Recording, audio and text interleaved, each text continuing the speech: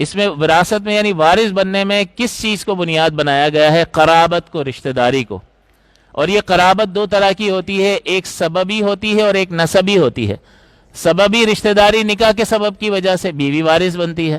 اسی طرح بیوی انتقال کر جائے تو شوہر وارث بنتا ہے اس کے طریقے میں. تو یہ کس وجہ سے وارث بن رہا ہے؟ سبب کیا ہے؟ آپ کہیں گے ایک نکاح کے سبب کی وجہ سے. تو اس کا مطلب دو اسباب ہیں جس کی وجہ سے وراثت حاصل ہوتی ہے، انسان طریقے میں وارث بنتا ہے، دو اسباب کی بنا پر.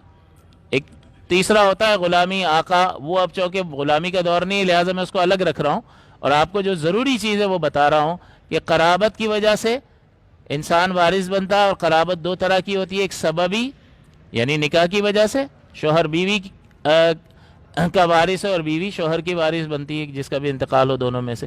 اور دوسرا قرابت نسبی، بلڈ ریلیشن، خونی رشتے کی وجہ سے یہ وارث بنتا ہے. اب اگر کوئی شخص کہے یہ وراثت جو وارث بننا ہے، تو اب بتائیے نکاح کا جو سبب ہے وہ ختم ہو جائے گا تو وارث ختم ہو جائے گا نا. ایک شخص نے اپنی زوجہ کو طلاق دے دی، اب طلاق کی عدت بھی گزر گئی، سب ختم ہو گیا، تو یہ اس کی بیوی تھی لیکن اب نہیں ہے نا، وارث بنے گی؟ بتائیے نہیں، کیونکہ سبب موجود نہیں ہے.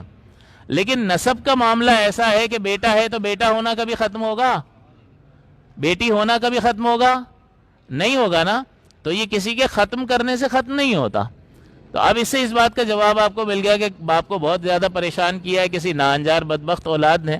اب وہ باپ غصے میں کہتا ہے میں اس کو آگ کرتا ہوں، ایک پیسہ نہیں دینا میری جائیداد میں سے اس کو. تو اس آگ کرنے کی شرعی ہے کیا وہ رشتہ داری ختم ہو جائے گی؟ اگر آپ کہیں کہ ختم ہو جائے گی تب تو وہ وارث نہیں بنے گا، لیکن رشتہ داری تو ختم نہیں ہو سکتی کسی کے کہنے سے. تو یہ والی قرابت جو ہے وہ ختم نہیں ہو سکتی، وہ باقی رہے گی. لہٰذا چاہے کتنا ہی نافرمان ہو، والد صاحب کا انتقال ہوگا یا والدہ کا انتقال ہوگا تو یہ بیٹا وارث بنے گا اور اس کو دیگر بیٹوں کی طرح ہی حصہ دینا لازم قرار پائے گا. تو اب آپ یہ جان گئے کہ میں آگ کرتا ہوں وغیرہ اس کی کوئی شرعی حیثیت نہیں ہے، کیونکہ یہ ختم نہیں ہو سکتا.